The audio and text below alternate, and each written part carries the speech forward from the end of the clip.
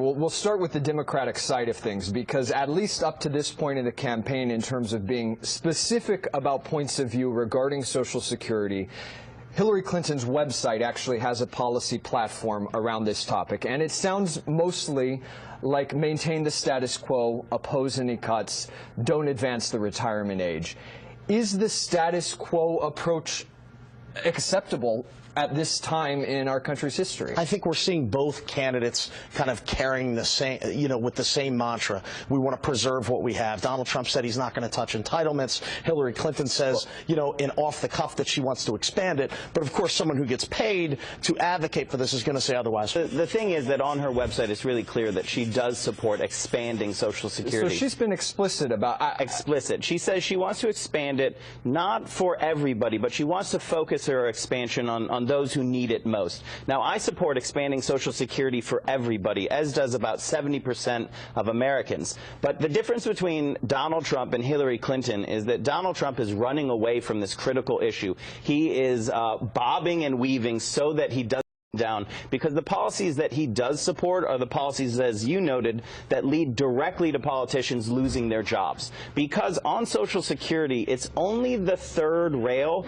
when you're trying to steal people's money by cutting their benefits. See, we earn our Social Security through our working lives. So if someone in D.C. is going to come in and cut my benefits, they're literally reaching into my pocket and stealing my money.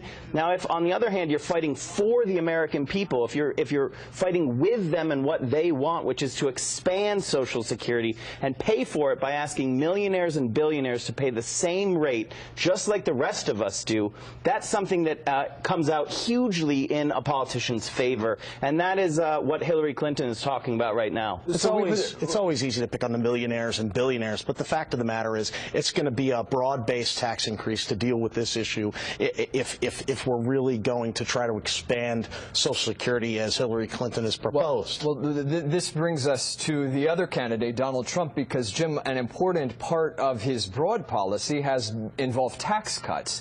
So want to talk to you about, he has been specific about that on the campaign trail. Where things have been hazier have been the topic of what he would do around the topic of Social Security.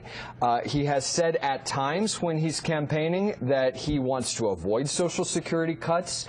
At other times, it seems some of his surrogates have come out to say that it's something he would consider. From your perspective, where does he actually stand on this? Well, I think when Social Security was formed, 1934, I believe it was, you had 17 workers providing for one beneficiary. In this day and age, it's 2 workers providing for one beneficiary, and that's just going to get worse and worse over time. I think by some of the statistics I've seen, by 2034, people will only receive 79% of their benefits by 2034. So it's dwindling, and something needs to be done about that. One of the things that can be done is increasing the job roles, right? Increasing the employment. Tax cuts are part of a cornerstone of Donald Trump's plan to create employment opportunities. So that's what he's getting at when he's talking about tax cuts. It's increasing the employment roles, which in turn will assist with more folks being able to support the beneficiaries. On the topic of Donald Trump, Alex, I want to speak to you specifically about your organization's perspective on what he would do with Social Security. You guys have said he would, quote, dismantle it. Why do you say that, given his history on the record of saying he really is opposed to taking away what he says has been promised to people? So the thing is, what we look at is the totality of evidence. So we look at all the way back to when he wrote a book about the issue and called Social Security a Ponzi scheme. We look at the last few times he's run for president, his failed runs for president, where he said that he would actually raise the retirement age, which is just an across-the-board benefit cut. And things like that are why we're very, very clear that what Donald Trump would do is dismantle Social Security and sell it off brick by brick. So it sounds like then, Alex, you're specifically talking about his inconsistency on the topic of Social Security. That is what raises your concern. It's not just the inconsistency. So he has been open that he doesn't like to talk about it because he knows he will be punished politically for doing so. But at the same time, he knows that the greedy liars on Wall Street Street are who need to fund his campaign. So he sends his advisors out to speak in different venues and promise to cut and dismantle Social Security as soon as he gets into the presidency. And that is what concerns us, that he is not telling the truth to the American people, and his advisors are going around saying that he would cut Social Security. Well, Jim, said it earlier. I want to bring you in on this specifically, allow you to respond to what Alex has said, and at the same time, have you speak to this issue of what outsiders may perceive as Trump's inconsistency around the topic? Well, one, Alex is relying upon the statements of people who are not Donald Trump and attributing them to Donald Trump.